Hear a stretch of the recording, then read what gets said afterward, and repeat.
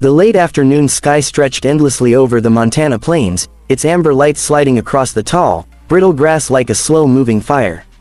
The land was quiet in that strange hour between day and dusk, too early for coyotes, too late for the ranch hands who used to work here. Only the wind whispered through the fence posts. Only the dust lifted in gentle, swirling ghosts. Only one man stood witness to it all. Rancher Luke Halden, sleeves rolled up, hands roughened by years of work, leaned on the corral fence with a posture that pretended he wasn't tired. But he was. Tired in the way a man becomes when the land is all he has left, when the silence grows into a roommate, when the nights stretch twice as long as the days. He exhaled slowly and let his eyes rest on the empty field. Until the ground trembled, not much, just enough to suggest something heavy and fast was approaching. Not a stampede, no, those tremors had their own sound. This was something, steadier, predictable, confident. Luke didn't need to lift his head to know who it was. Cassidy Cole, the only woman who could make the earth shake without meaning to. But he lifted his head anyway, caught by that familiar mix of awe and confusion she always stirred up in him. And then he saw her silhouette cresting the small rise, tall, broad-shouldered, utterly unmissable. She moved with the kind of strength that didn't need announcing. Bootsteps heavy, steps long, her braids swinging behind her like a whip of midnight. A saddle, an actual heavy roping saddle, rested on one of her arms as though it weighed nothing at all. Luke swallowed, his heartbeat tried to hide it behind his ribs. Cassidy approached with long strides, dust blooming behind every step. As she neared, the evening sun made her seem even taller, casting her in molten gold. She wasn't just 6.5 feet tall, she carried herself taller than that, chin up, eyes sharp, presence overwhelming. Her reputation went before her. Her loneliness followed right behind. She stopped a few feet from Luke and dropped the saddle beside the fence. The thud sent a shockwave through the wooden planks. Luke tried to greet her casually. "Evenin', Cass." Cassidy pushed her hat up with her thumb, revealing steel-gray eyes framed by lashes darker than soot. Eyes that always looked like they expected a fight. Or worse, rejection. She didn't smile. She simply stood there, watching him with that unreadable intensity that always made Luke's nerves twist up like barbed wire. "Luke," she muttered, "you're staring again." He blinked. Heat crawled up his neck. Well, I wasn't." "Yes, you were." Her voice wasn't angry. It wasn't mocking. It was something else, something caught between frustration and embarrassment. He opened his mouth to apologize, but she cut him off with a sigh heavy enough to bend the air. "You look at me like you're scared to want anything," she said quietly. "That's worse than the ones who just stare at my size." Luke froze. Cassidy had never opened up like that. She usually barked orders at him, teased him, or kept a safe, unbreakable distance. Vulnerability didn't fit her. She wore strength the way some women wore jewels. But tonight, something in her voice carried a crack. A real one, a confession hidden inside an accusation. Luke shifted awkwardly. "Cassidy, wanting something isn't a sin." She stepped closer, boots crunching the dirt. The evening wind tugged at her braid. She looked down at him. She always had to look down, but this time, her eyes weren't sharp. They were conflicted. "When you look at me like that," she said slowly, "I don't know whether to run, or..." Her voice faltered, "or ask you not to stop." Luke forgot how to breathe for a second. Cassidy tore her gaze away, curse, whispered under her breath, and yanked at one glove, pulling it free with a practiced motion. The glove dropped into her other hand. Her now bare fingers flexed, big and calloused from years of work, but trembling just slightly at the tips. She held that hand out toward Luke. Not aggressively, not teasingly, just, "Open." "Fine," she said, "if you want to stare so much, then, here." Luke stared at the offered hand, confused. "Cass," her throat bobbed, "if you want to," she swallowed. "Touch it." He jerked upright. "What?" "My hand," she said quickly, almost defensively. "Just, my hand. I'm not asking you for anything else." "God, Luke, don't get weird about it." He blinked, completely thrown. Cassidy Cole, the woman who once scared off a whole poker table by cracking her knuckles, was offering her hand like a girl asking for her first dance. "Why?" he asked softly. Cassidy frowned deeply, her eyebrows pulling together. Her voice came out rough.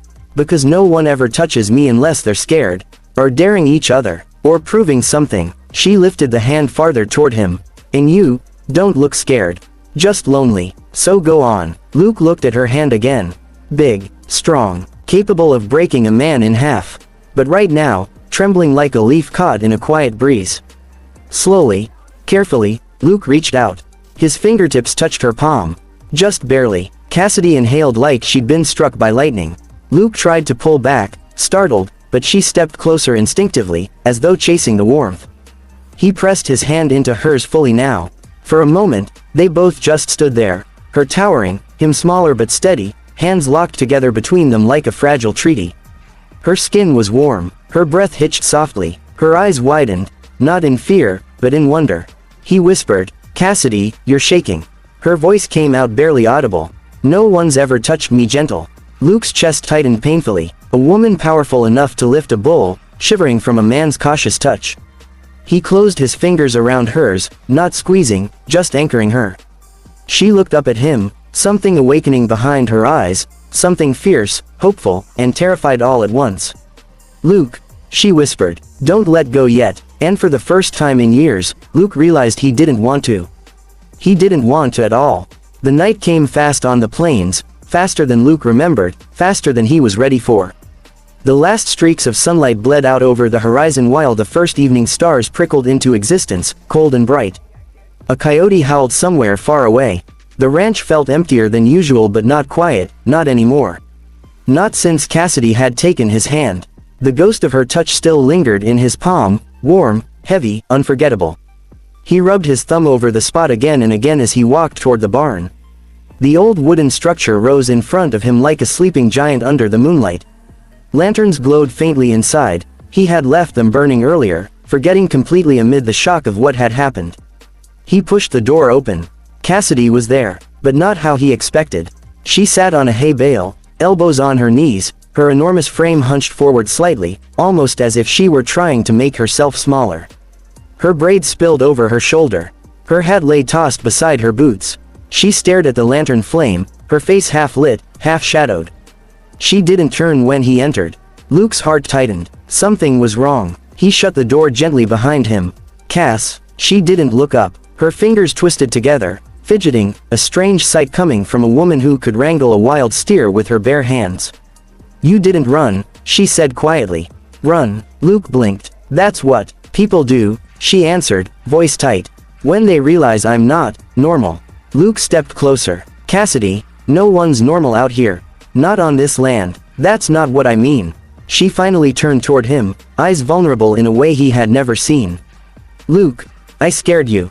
"Cass, I felt you stiffen." Her voice cracked slightly. "You touched my hand like it was something delicate. Something breakable. But we both know I'm not." Luke approached slowly, as though approaching a spooked mare. "You didn't scare me," he said firmly. She shook her head, braid swaying. "Then why did you hesitate?" "Because," he exhaled, "I didn't want to hurt you." Cassidy blinked. It seemed to stun her more than anything else had. Luke lifted his hand. "Cass, sit with me. Please." She hesitated but scooted slightly over on the hay bale. Luke sat beside her. He felt her warmth even with a hand's distance between them. Cassidy's voice dropped to a whisper. "You weren't supposed to come back." "What does that mean?" "It means," she said, staring at the lantern, "that I told myself to leave before I ruined things." Luke frowned. "Ruined what?" She swallowed hard. "Of all people, Luke Halden, you're the last person I ever wanted to scare away." The confession hung in the air like smoke.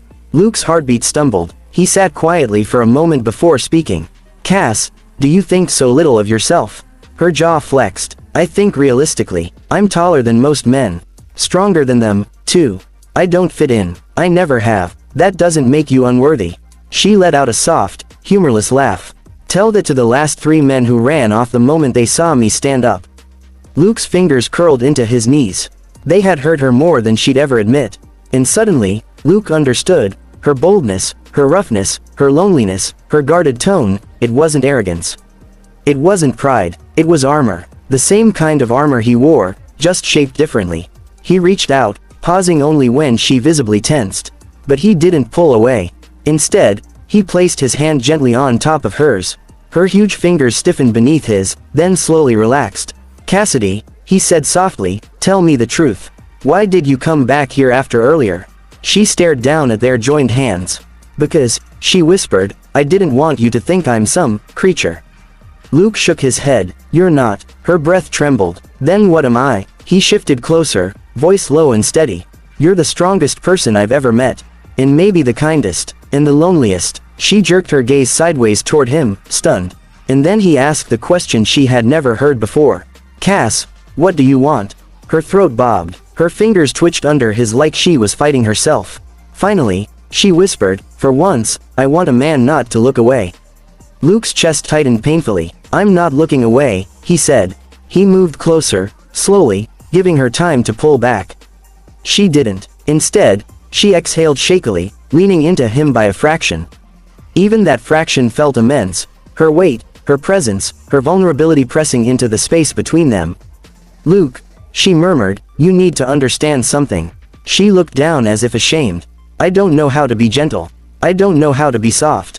Luke touched her forearm lightly. Then let me teach you. Her breath hitched. Why? Her voice was almost a plea. Because, Luke said, you deserve someone who sees you. Not your size, not your strength, not the stories people tell about you. She stared at him like she wasn't sure he was real. Then, very cautiously, Cassidy turned her hand and lifted it, palm upward, toward his face. The same hand she had been so afraid to offer earlier. She stopped, inches from his cheek, frozen in place. You can pull back, she whispered. It won't hurt me. Luke didn't pull back. Slowly, he leaned into her palm, letting her feel the warmth of his skin.